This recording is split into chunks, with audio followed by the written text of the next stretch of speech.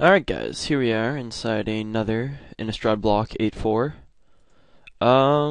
This is a kind of interesting pack actually. There's no standout cards. Increasing ambition obviously requires other cards to be good. Let's see what else we got. Loyal Cathar. If this was like a live draft, I might consider picking him first for the signal, but I think Burden of Guilt's just better than him. Online, Death's Caress is really solid removal. Undying Evil, I rate a lot highly now, fairly high. But I think I'm just going to go with the Sea Kite. I'm a big fan of blue in this format, and it could be wrong, but this is just a solid creature. It just eats 2/2s all day. Huh. This pack doesn't have a ton going on. I mean, we have some solid creatures, I guess. Uncommon was taken, so could be Lingering Souls or something, but you know, we don't really know. Ghoul Tree is interesting, but probably not where we want to go into. I think I'm just gonna take the blue card and keep my options open. We'll see.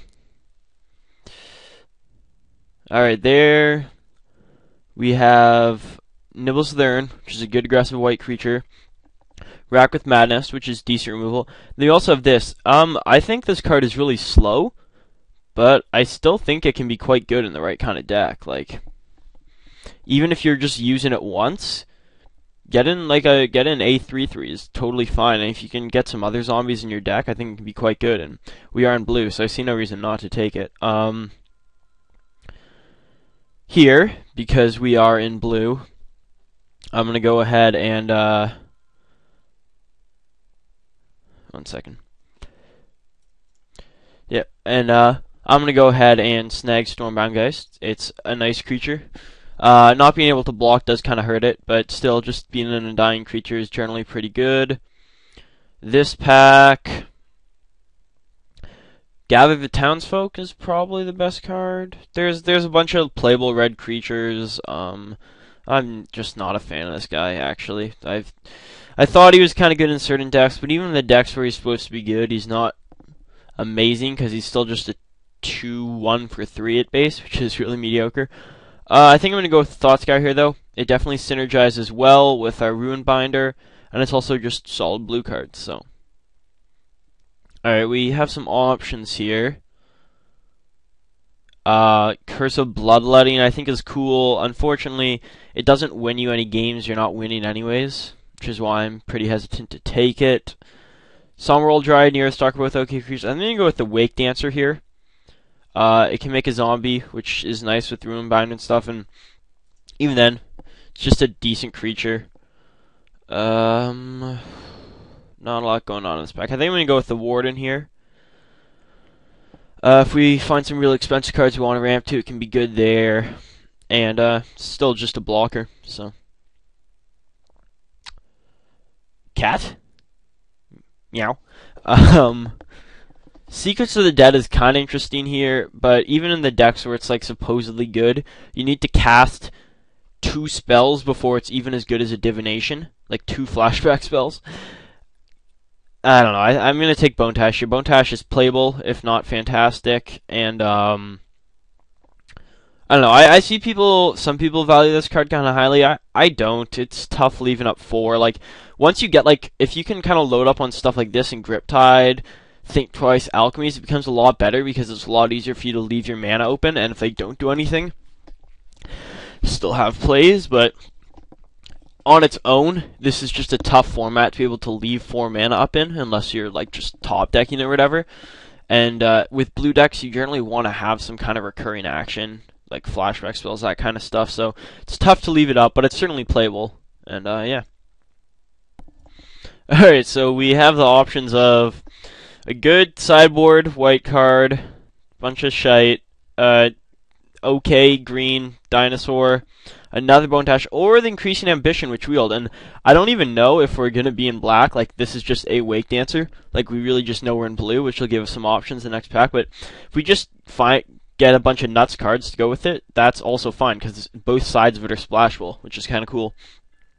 That was our wheel pack, though, and we didn't see any Evolving Wilds, so either people were just taking them before we saw them, or there just weren't that many in the draft. I guess I'll take the Matic here, or should I just take one of these okay red creatures to keep my options open? I'll take an okay red creature to keep my options open. The Dryad is actually fairly okay as well. Sure, Artful Dodge. That made the cut once in one of my decks where I was just a bit short on playables. I think it was my the release draft deck actually. Crushing Minds is probably will be good against us, so take that. I think it was one of the release draft, and basically all it was I thought it was really bad in my deck because almost everything I had flying, and if it wasn't, it was like a deranged assistant. But it turned out alright. I actually won a game with it. I was winning that game anyways, but it just basically made me be able to win a turn earlier because I could bring him down to like 1 with my flyers, and then so I just used that on a deranged assistant, killed him nice and good. All right, what do we got? A garbage rare, spider spawning, which is interesting. Delver. Yeah, this pack's just not that good. I think I'm just gonna take the makeshift mauler here. We know we're in blue. We need some more creatures, but we have ways to mill ourselves. It's better than like taking a random prey upon. So yeah, we're gonna go ahead and grab that. I was kind of hoping we'd open a bomb because it'd give us some direction to our second color, but things don't always work out that way. We got a bunch of good cards in this pack. No great black or blue ones. What we got is we got a Bonds of Faith, Geist Flame, Into the Maw, which are all solid removal. Pilgrim, which is a good creature. Spectral Rider, which is also obviously a good creature. We got Moon Heron, which isn't our colors, but those are like fairly. I think I'm gonna take the Geist Flame here. Like we have a red card, playable red card to go with it, and I just think it was better than the Moon Heron in that particular instance. There is like nothing playable in just anything here. I guess I could take Sensory Deprivation. I'm gonna take Villagers. Crushing Vines is not a main. Yeah, you could main deck it, but it's not really a playable card actually. But I don't know. I gotta see what's open here because yeah, we haven't seen too much to guide us. I mean, like I guess second pick Bonds of Faith, but I don't think white was that open. Like, especially because in that first pack, 2 of the best cards were white, Loyal Cathar, Burden Guild, that we passed immediately. So, yeah. Well, but then we see a Chapelgeist. This is where we really have to make a decision as to whether we want to be blue-black or blue-red. Artful Dodge could actually be okay in blue-red. If you get, like, shitty neonate creatures stuff. I think I like my red a little more. I'm going to go ahead and snag the Rage Thrower, and we're just going to try and commit to that plan. I'll still leave Increasing Ambition in there, because it's splashable. If we, if we proceed to open, I don't know. I'm trying to think of something nuts. I guess Olivia, but I don't know. Yeah, I don't even know. Okay, we have a Burning Vengeance and a bunch of junk. Well, how much flashback do we have? Type.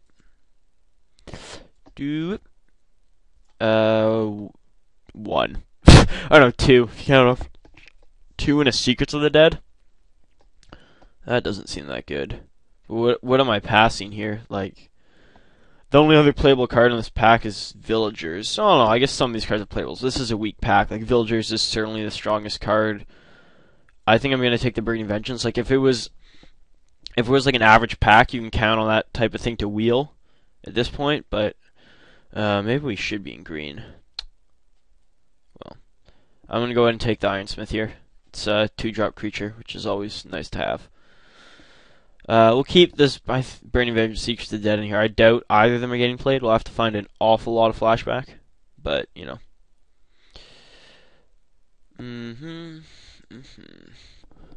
Alright, so we have a fairly late wolf run and a playable creature. And playable creatures are usually the best kind of creatures, so I'm not going to hesitate to snag him. Here we have a Cultist, which is actually quite good. It's another creature to help us with maulers and stuff.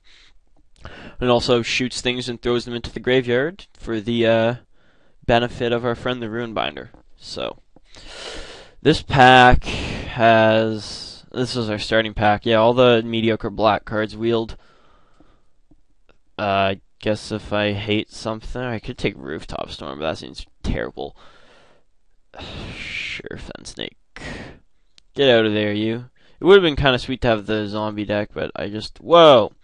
Alright, green is very open, and probably... But blue-green is also very weak. I mean, blue-red's not fantastic or anything, but before this kind of spider spawning deck got kind of discovered, if you will, during the original limited, blue-green was considered like worse than black-green and blue-red, or white-red, I mean, which are right now probably considered the two weakest archetypes. Yeah, like it was that bad. Like people just didn't know what blue-green had going for it, and then they kind of discovered like, oh, green's actually got some decent cards that benefit you from milling. Like long before anyone actually thought that, what's it called? Knot of the Bone was good. People were just like, yeah, spider spawning's kind of interesting and like grindy games. Knot of the Bone, I guess, is okay in grindy games, and so that's, I guess, kind of how those cards, they started to realize that there was a lot of value if you could put that kind of deck together, I would assume. But like blue-green, like just aggro, it just does not work. Oh, hey guys, to Saint Draft, we can't really take you. I don't think so. I mean, I've learned that splashing Geist of Saint Draft is not the best idea, because you want to like, what's the other multicolor card, like Mythic 1, the Jarskull Reaver. That one is like really expensive, so you can kind of expect to see the other land by the time you can play it. Geist, not so much, and his impact is actually lessened the later in the game it goes. And Brimstone Volley is just straight up better than him anyways. I think if I was like at a pro tour, I'd take the Brimstone Volley. Obviously I'm not at a pro tour, and I'm the type of guy that really does like Geist, but still. Here we got some stuff. Torch, Stitcher's Apprentice, Stalker, Book Claustrobius, quality removal. And I don't pass quality removal in my colors. Huh, Mere Mad Phantasm. Ooh, that's a fairly late Slayer of the Wicked. Rakish Air might be okay in our deck, I don't know. But I think I have to take the Silent Departure here. It's a very good card. Like, yeah. I have a foil one, and it looks cool. That's all you need to know. I guess the second Geist Flame... What the fuck, really? What is this, fourth pick? Come on. We got an Alchemy, which is definitely playable. Same with Moon Heron, same with Hound, same with Stalker, Ridgewolf, and Prior close. I guess we can reasonably assume a playable card will wheel, maybe. I don't know. But still, gonna take a second Geist Flame because more Geist Flame is good. I don't know. Not much to say on that one. We are kind of low on creatures, so I'm thinking I might just want the Riot Devils over the Torch, but no, Torch is enough better than Riot Devils that I gotta just take that there. God damn it, there's not a single playable card in this pack for us. If you're gonna hate draft anything, Moan is certainly the best card, so. Okay, we definitely just need the creature here. Let's go ahead and grab Fortress Crab. Yeah, we don't really have that amazing stuff that I think we'll need to splash for increasing ambition. Could be possible, but yeah, I don't know. Geez, I'm actually kind of low on just straight up playable cards. I mean, I gotta cut the Secrets of the Dead and this Burning Vengeance. And that it's only putting me at 21. Is there anything else? And there's some creatures that I'm not crazy about in here. And Bone Tash, Artful Dodge. Oh boy. I guess Lost in the Mist. Really just need some more creatures. Oh, can't play you. Like, I don't know, these packs might just be really weak or something, but I'm just not seeing the playables. Well, a mediocre creature is better than no creature at all. Yeah, I don't know. I'm gonna have to play Artful Dodge. Like, we didn't wheel the Blood Crazed Neonate. I don't know, maybe that pack was just really mediocre or something, but you can reasonably assume that if you see a Blood Crazed Neonate, you're probably going to wheel that card, but no, we're just woefully empty at 2. We have a really low amount of creatures. Yeah, I'm not even sure this deck wins. I mean, if I had a ton of creatures, I could see Runebinder maybe being good, but oh boy. It's looking like we're going to have to play that Artful Dodge. This is not an Artful Dodge deck, if you will. I mean, I guess it's okay with, like, Erdwall Ripper. Ugh. Like, we certainly have some good cards, but, maybe I should have just taken that, guys, because it's worth, like, a fucking draft. Whatever. Brimstone Volley's definitely better and more playable, so. Alright, let's try and build this. I guess we can mill ourselves if we want to. We do have some value for it. Alright, see if we can put together a deck out of this. Yeah, look at all this. We had probably almost as much black as we had red. The only difference is 2/3 of the black is unplayable, but still. Okay. I mean, I guess I can play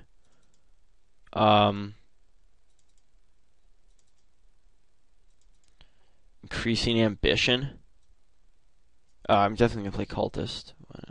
Need that. Could splash and create, or I just play Lost in the Mist. What's my curve look like? Oh, I don't know. We do have a lot of humans. Maybe Maddox playable. 1, 2, 3, 4. 4. I don't really think that's enough for Heavy Maddox to be good. Unfortunately. We actually have 4 flashback spells. That still can't possibly be worth a Burning Vengeance, though. My main problem with Increasing Ambition is that our deck's just like, what do we get? Like, Brimstone Volley, Runebinder? I mean, like, yeah, grabbing a Brimstone Volley is fine, but it's 5 mana, and then what do I get later in the game? Like, Runebinder, Rage Thrower? I don't even know sometimes. Guess we'll go with Lost in the Mist. Hopefully it was just a really, like, weak pool of packs, but I think I just must have screwed up somewhere along this draft. Guess we'll try this. I'll see you guys. God damn it. I always do this thing where I forget to add lands. Color. Yeah, I was actually really just hoping that Blood Crazed Neonate Wielder. I forget if there was other wheelable stuff in the pack, but I don't think there was much I was expecting to wheel. But I was like, alright, Blood Crazed Neonate, it's kind of garbage, but it's looking like I'm going to have to play Artful Dodge, and, you know, I kind of need the 2-drop, so. Yeah, we have a lot of double blue. I think we do go 10-7. We have a little double red, but it's not as strong as our double blue. Well, 2 of our double blue are like mediocre counter spells, but these double blue spells are all really important. Only one of our double red spells is important, so let's go with that. Let's just take a look at my stats here. Yo, I got mad stats. Statistics. Yeah, that's probably worthy of yeah. See, you can look at your colored mana symbols. We have 17 to 11.